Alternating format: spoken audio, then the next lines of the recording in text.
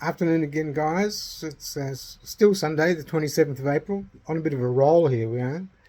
I think this is number 5 or not 6 now. Um, I'm just going to do a little bit on this video about the tall poppy syndrome. You all know what that is in Australia, right? The tall poppy syndrome. I've done other videos today. Let me just have a look. About the Housing Australia Fund, I did one, and how the money's not invested, not $1. The balance of power in the Parliament on election day. But don't just vote for the big two. Get some of the independents in the middle, please. A video on checks and balances in government spending. You know, Senate oversight's great, but how about some bits of paper? How about showing us what you actually do with the money?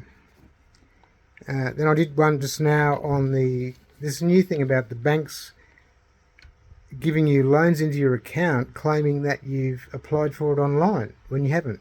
I just did one on that. So let's get into this one about the Australian tall poppy syndrome and why it actually exists.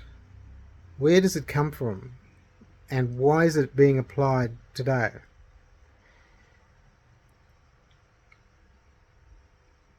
In relation to our government and what's happening in the background,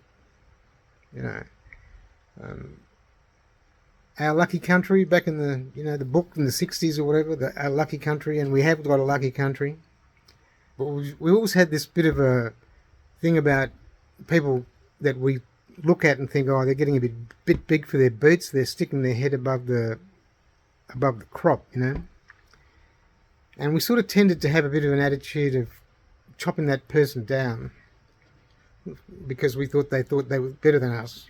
Well, maybe they were. But even for you people in my generation, 60s, 70s, but younger people especially, if you look at it from outside, as I do, because I'm living outside Australia at the moment, the government's weaponised it. Do you realise that? That the government has hijacked and weaponised the tall poppy syndrome. And they've done it through not only government departments, government bureaucrats, but through banks.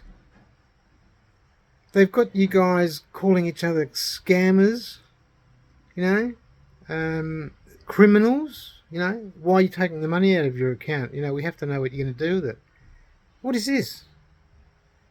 But it's been hijacked by the government. I don't know whether you realise or not. The banks and the government officers and everybody, they all say no, you can't do this and you can't do that. And then, if you try to do, maybe that's a scam. Why are they getting us to think like that? Think about it. While they've got us distracted with all these bank regulations and having fights with banks and Medicare and hospitals and shit, what have they been doing? They've been quietly digitising everything in the background. So we'll throw some negative shit out there, throw some bait out there, the people getting scammed all the time, you can't take your money out of your account, the bank's got to control that. Bullshit. It's a fucking smog. It's they're putting up a fog. They've got us all busy accusing each other of stuff. And in the meantime, they're doing away with cash, so everything's going to be digital. That's control, isn't it? Digitising everything on the system, there's no bloody emails anymore. You've got to fill in a form on the internet.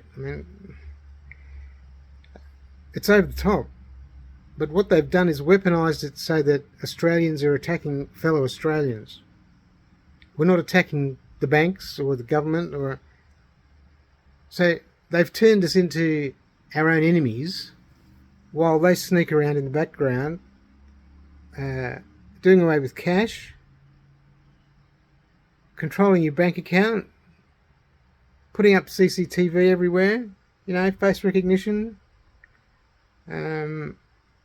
The third degree at customs and immigration when you go through the airport.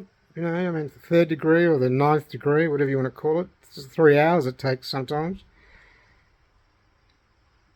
Sorry, but this is all fascism. I know you Australians don't like thinking that, but, you know, just look at some of the old videos from what happened before in the 30s and in other countries. Look it up on the internet. Notice I didn't say Google. Do a search on the internet. You know, this is turning divide and conquer. It really is. You've got to think about it. I just thought about it recently, watching all these videos and getting ready for the election. You know, it's divide and conquer. I'll turn the people against each other, and in the meantime, we put up all these controls in the background. You know, you can't go and withdraw money from your bank account. You can't transfer it to so-and-so without fucking invoice. What's going on? And we've got an election coming up. And are we going to vote for the same two teams? You know, they're going to lob the ball back across the net this time? Or are we going to put some people in the middle, you know, the independents and the minorities, and get real representation? Because that's what it means. You have no choice when there's only the two, but when you put the other guys in the middle, they all have to vote to agree to do something, and they've got to listen to what we say, the voters, what you say, the Australian voters.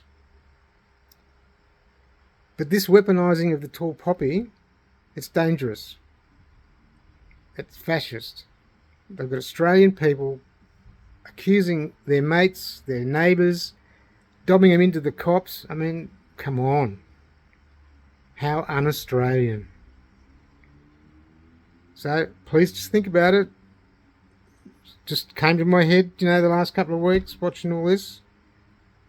And why are the banks giving people loans they didn't apply for? And you can't fight them back. They'll throw millions at a court case. It's all control. I really want you guys to think about it and to see it for what it is. Okay. Wishing you all the best and hope for the best for the election. See ya. You can catch me on YouTube, Rumble, Facebook, and Odyssey at times. Okay. Retired banker and investment guy, Barry, saying good afternoon. Bye-bye.